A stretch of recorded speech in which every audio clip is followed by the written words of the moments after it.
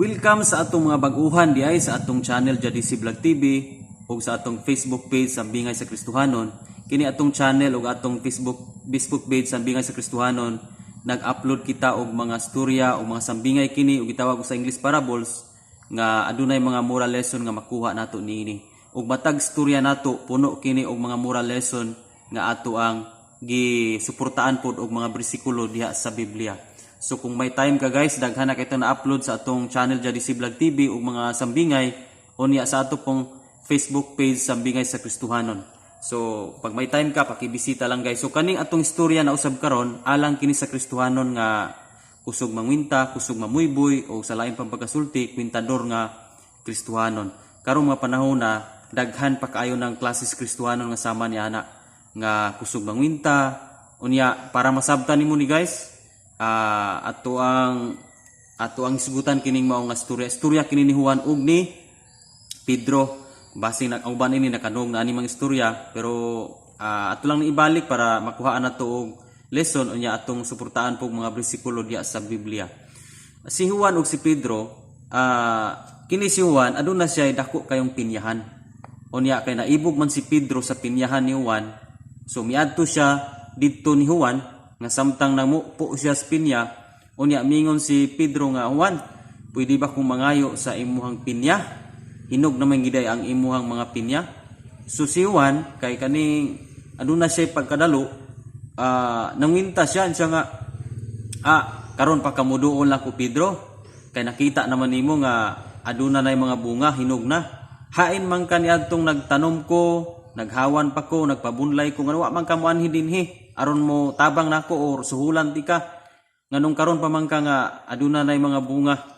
So baling pangisog ni Juan imbis nga muhatag dikta iya usa nga gi kana bang gikwintahan si Pedro, hain daw si Pedro ato mga panahona. So si Pedro mitubag yung si Pedro nga, Juan pasensya na ka nga wala gyud ko ato mga panahona kay abi ni mo Juan napriso bi ako muna nga karon lang yung ko nakagawas o nga salamat kay nakahimamat na puta nakita mo ko sa impinya nga mga hinog na ngayo ko.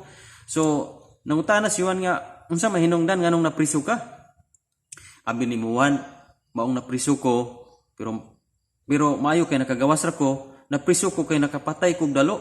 Akong gipatay ning dalo muto nga si Juan na shock siya, siga ang mata ni Juan ug niyon si Juan nga niya Pedro na ba kay sudlanan diha kay haanti ka ubos ka sako. So guys, di na lang takutob sa atong sambingay. Kini si Juan tungod ani kadalo ni Juan hadlok malagi. Ngita malagi sudlanan pag ihon nga Juan sorry kayo kay nakapatay ko sa dihang nakapatay kuno siya og dalo kay wala mohatag. Muna nahadlok si Juan nga mapatay, nangita sig sudlanan. So kani atong sambingay karon guys, medyo mubo lang og kalataw-an, gamay nga kalataw-an, pero usahay ang realidad sa kinabuhi na ay mga tao nga sama ni ana nga sumala sa mong storya nga si Juan nangwinta una. Okay, nangwinta una usap mo mohatag muna nga dili gyud ay maayo ning tawo nga kwintador. Naay mga tawo nga kusog yung mangwinta. Ang lesson nga atong makuha nini nga adunay gyud ay mga tawo nga usa sila mohatag pero mangwinta una daan kay mobuhi usa og pulong nga makapasakit sa ilang hatagan. Daghang mga Kristohan nga sama na karon dunay mga igtabang sa ilaha pero ang una nilang mahatag mao ang mga pulong nga dili mayong pamation sa ilang gihatagan, di ba? Unya ikaduhang lesson nga tong makuha niini nga aduna poy naghatag nga Kristohanon nga napugos lang, di ba?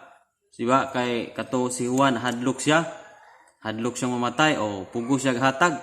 So napoy mga Kristohanon nga dili lang kay kwintador o kusog mamuyboy, kalabanan pod napugos sa paghatag pero ang tinuod dili gyud nila kalipay nga mohatag. Sadyang makahatag sila, sadyang napugos sila, magpagulbol sila, sadyang nahuman nila og hatag. Muna nga ang Biblia nagaingon nga kana bitaw ang paghatag, ang kahimutan sa Ginoo nga paghatag kanang malipayon ta. Okay? Dili mahimuot ang Ginoo sa mga paghatag nga adunay pagbagulbol unya dili pud mahimot ang Ginoo ang paghatag nga adunay pagkwinta. muna nga likayan ginatong Kristohanon nga kung mutabang magaling ta, muhatag magaling ta, di nato kwintahon ang atong mga natabang adto sa mga tao o kinsa man atong gitabangan, dili na nato na kwintahon ug nunid nang mamuyboy ta sa atong mga natabang ngadto sa uban. Kay dili kinaya si Kristohanon ang pagpangwinta o pagpamuyboy, di ba? Diya sa Biblia adunay nangwinta nga gibuyag sa Ginoo ang kinabuhi ni Marta. Diya sa Lucas chapter 10 verse 38 to 42. Okay ni.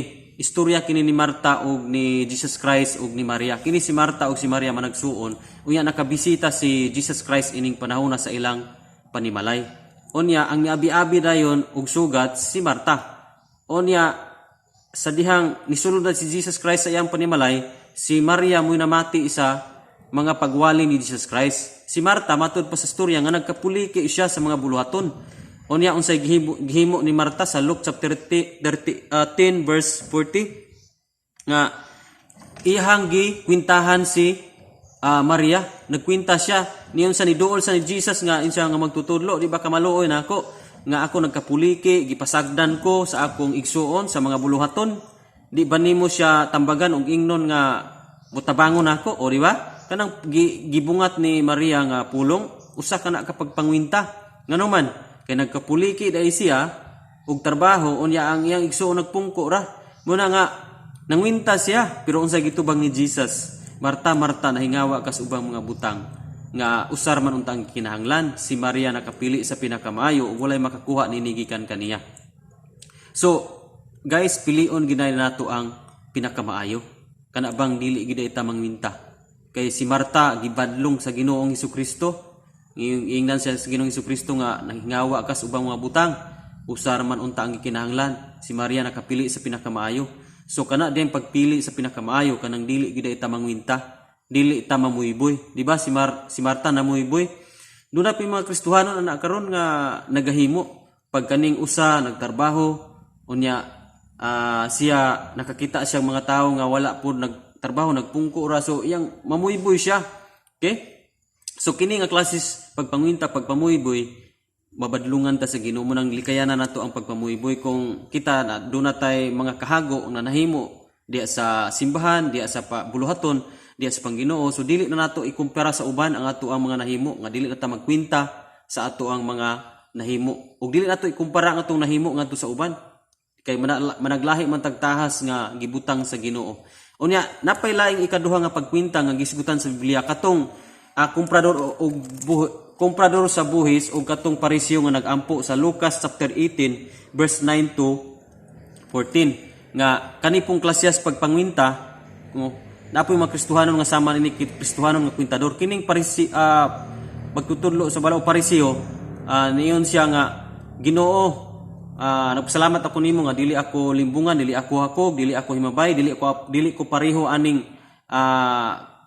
kaning makasala, dili ko na siya pareho sa komprador sa kanabang kaning makasala kauban na nagampo nga insa nagpuasa ko kaduha sa kasimana onya naghatag kuno sa ikapulo. So kani nga klases pagpangwinta iyang gikwinta ang iyang kaayo, iyang gidayag iyang kaugalingon. Kaning klases pagpangwinta usa kini kapag pataas ug matud pa sa giingon ni Jesus ang gikahimutan sa Ginoo kadtong komprador sa buhis katubang makasala mo gikahimutan sa Ginoo pero kaning parisiyo nga nagampo moy wala kahimuti sa Ginoo nga naman nagkwinta sa iyang mga kaayo nga nahimo sa tubangan sa Ginoo nga guys dili gyud maayo nga magkwinta tas tong kaayo sa tubangan sa Ginoo no dapat gyud nga atong mapugngan atong kaugaling nga di gyud ta mangwinta dili gyud ta mayon nga Lord, ngano mang nainani among kinabuhi. Usahay ang mga Kristohanon kwintahon pa nilang Ginoo nganong nainana kuno ilang kinabuhi.